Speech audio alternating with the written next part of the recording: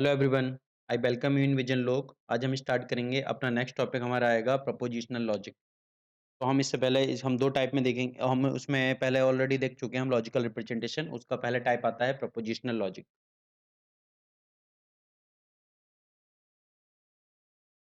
हम स्टार्ट करते हैं प्रपोजिशनल लॉजिक। तो प्रपोजिशन मीन्स प्रपोज। तो यहाँ पर ये कुछ प्रपोज कर रहा है, जो सेंटेंस की कोई फॉर्म हो सकती है उसको प्रपोज कर रहा है। ठीक है, उसको प्रपोज कर रहा है और प्रपोज करके उसमें लॉजिक अप्लाई होगा।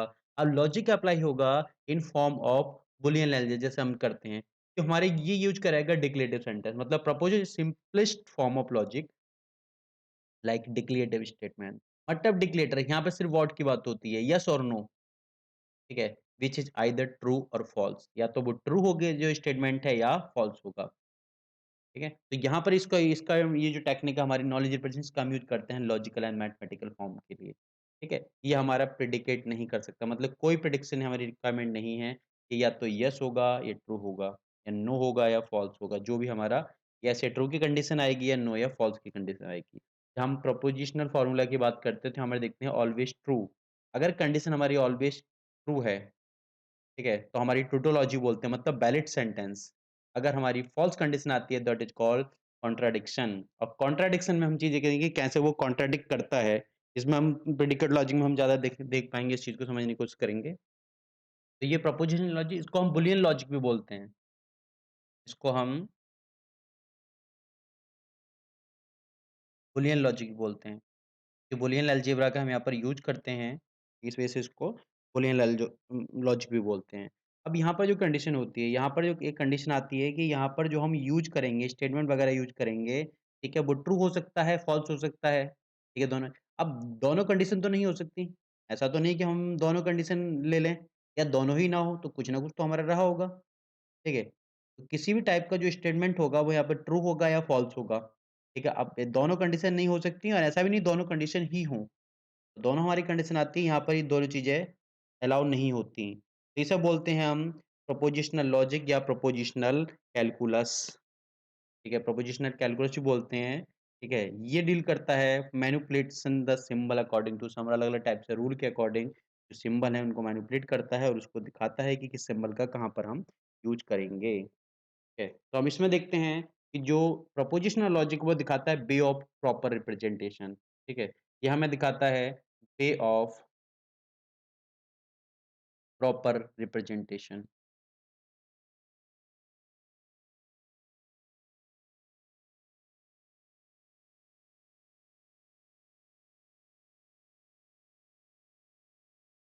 वे ऑफ प्रॉपर रिप्रेजेंटेशन ये दिखाता है। तो यहाँ पर एक लिमिटेशन यूज़ होती है, यहाँ पर जो लिमिटेशन यूज़ करते हैं वो हमारी होती है कि यहाँ पर ये कंडीशन ऑल, ठीक है? ऑल है, सम है, वहाँ पर ये कंडीशन अप्लाई नहीं होती।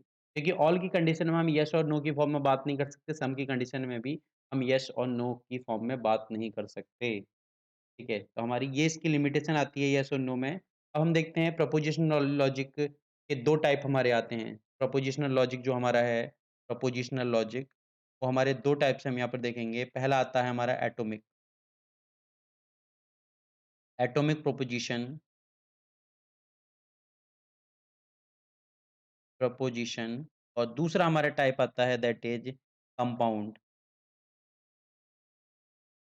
Compound proposition. तो हम इसमें 2 टाइप देखेंगे इसके, एटॉमिक और कंपाउंड प्रोपोज़िशन। एटॉमिक में हम बात का जो करते हैं वो सिंगल प्रोपोज़िशन की बात करते हैं एटॉमिक के अंदर। यहाँ पर होती है सिंपल एक प्रोपोज़िशन होती है, यहाँ पर कंसीडर करते हैं सिंगल प्रोपोज़िशन सिंबल।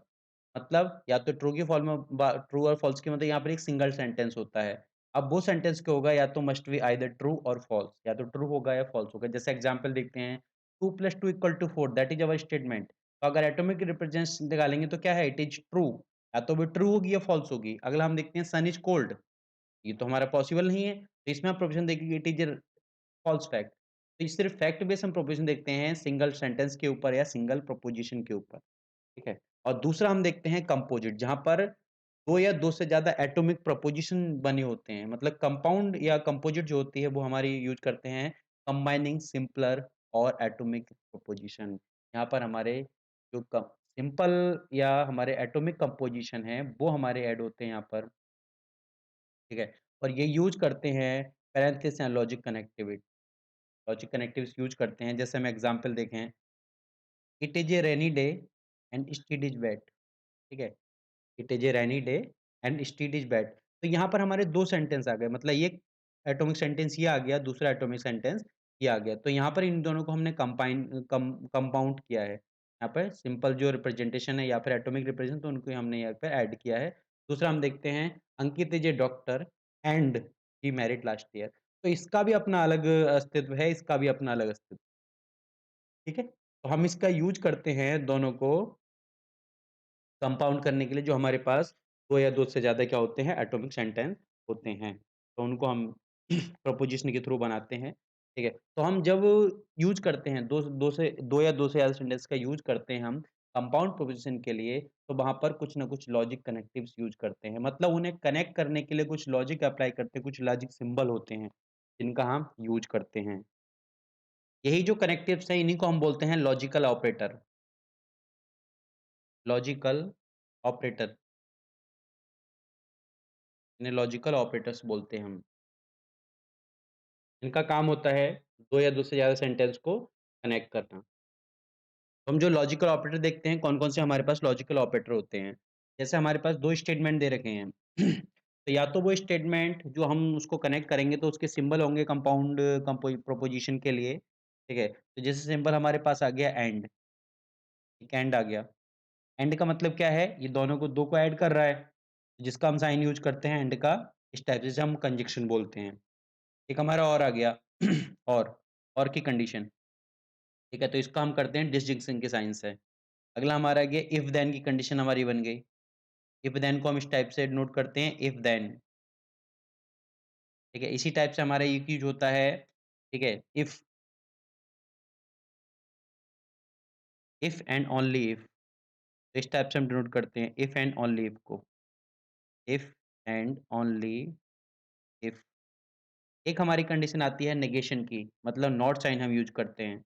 इस टाइप से हम इसको डिनोट करते हैं।